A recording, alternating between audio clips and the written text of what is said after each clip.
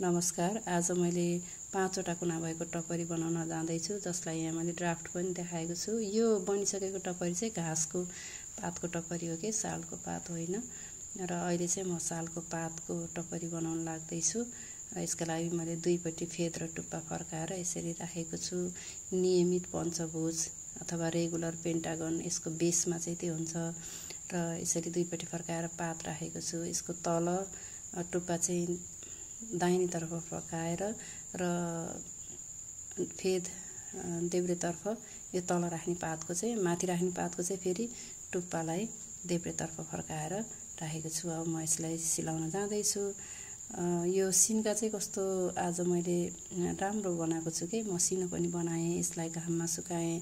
हजुरहरूले कति राम्रो राम्रो मिठो मिठो कमेन्टहरू गर्नुभएको छ नि त। त्यसले गर्दाखेरि मलाई यो सिक्ने सुध्रिने अवसर प्राप्त गरेको छु। अब म त्यस्तो राम्रो यो पातहरू जोड्न जान्ने टपरीहरू बनाउन जान्ने मान्छे त होइन, तर पनि म सिकाउन खोज्दैछु। जसलाई आउँदैन उहाँहरूका लागि मात्रै मैले सिकाउन खोज्दैछु। मभन्दा धेरै धेरै हजुरहरूले राम्रो बनाउन सक्नुहुन्छ। मैले चाहिँ यो सिकाउन मात्रै खोजेको हो। र यो नियमित पञ्चभुज बनाउँदा फेरि अर्थात् यो 5 वटा कुना भएको टपरी बनाउँदा फेरि मैले विद्यार्थीलाई भन्न लागेँ 108 डिग्रीको यो दुईटा पातको बीचमा 108 डिग्रीको कोण भयो, 108 डिग्रीको कोण बनाउन सकियो भने एकदमै राम्रो यो टपरी बन्छ। अब यहाँ ठ्याक्कै मिलाउन सक्ने कुरा त भएन, तैपनि अन्दाजमा बनाउने हो। र हाम्रो यसरी डिग्री नै नापेर बनाउन चलाउनु त कहाँ हुन्छ र। पहिला पहिला हाम्रा अभिभावकहरूले बनाउनु भएकोमा त्यसरी डिग्री नै नापेर ननापी पनि कति राम्रो बनाउनुहुन्थ्यो। मैले पहिला पनि भनेको छु। र मेरो गुरु भनेको यो पात मलाई सिलाउन सिकाउनु हुने भनेको मेरो हजुरआमा अजी भन्छौँ हामीले हाम्रो भाषामा, जो अहिले पनि हुनुहुन्छ। जब म 8-9 वर्षको थिएँ होला सायद, त्यतिखेरदेखि मलाई सिकाउनु भएको हो। र अहिले उहाँ चाहिँ 92 वर्षको हुनुहुन्छ, अझै पनि पात सिलाउन सक्नुहुन्छ। र यो अन्तिम पात पनि मैले राख्न लागेँ। यसरी राखेर अनि त्यो फेद माथि पर्न गयो नि त।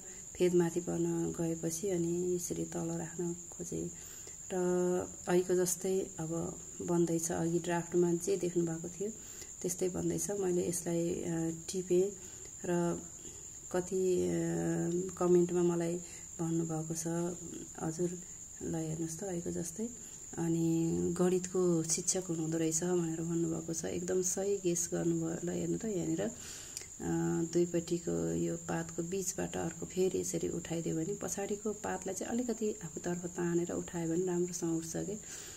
र हामीले यो प्रयोगात्मक तरिकाले सिकाउँदाखेरि यो तरिकाले जुन हाम्रो व्यवहारमा प्रयोगमा आउने चिजहरूलाई पनि जोडेर सिकाउन सक्यौँ भने र बच्चाहरूले यस्तो कुरालाई गणितमा लगेर जोड्यौँ भने गणित कहाँ प्रयोग हुन्छ भन्ने कुराको उत्तर एकदम सजिलोसँग आउँछ।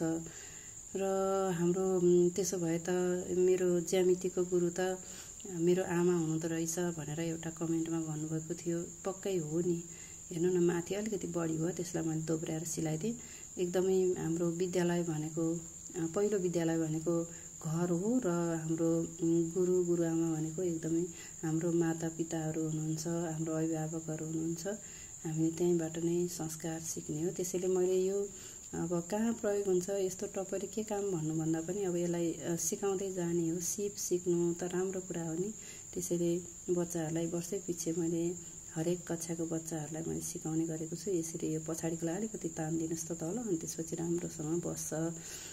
र एकदमै राम्रो कमेन्टहरू गर्नुभएको छ, जसले गर्दाखेरि यहाँ पछाडि पनि मैले अब सिलाएँ, जसले गर्दाखेरि मलाई एकदम खुसी लागेको छ। त्यसरी नै मैले त्यो कमेन्टको आधारमा मैले फेरि यो बनाएको छु। अब चाहिँ कस्तो भयो, मलाई सबै कुराहरू थाहा थिएन, किनकि म अब पहिला सिकाउनु भयो अझैले, त्यसपछि अब यस्तै भयो नि त।